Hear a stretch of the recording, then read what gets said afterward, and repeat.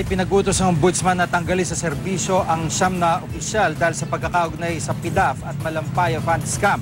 Kabilang dito ang 6 na opisyal mula sa National Council for Muslim Filipinos at ang Chief for Political Affairs ni Senator Gringo Nasan na si Michael Benjamin.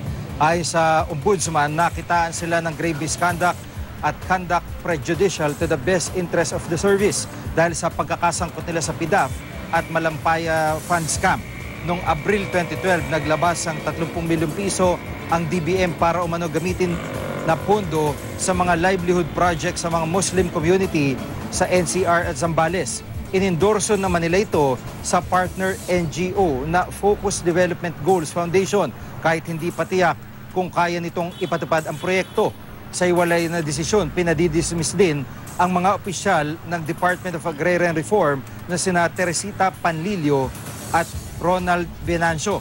Nakitaan din sila ng grave misconduct dahil sa pagkakasangkot nila sa illegal na paglalabas ng 900 milyong piso mula sa Malampaya Fund papunta sa mga NGO ni Janet Lim Napoles. Bukod sa pagkakadismiss sa trabaho ay pinag-utos din ng ombudsman ang permanenteng diskwalifikasyon ng mga opisyal sa kahit anong posisyon sa gobyerno.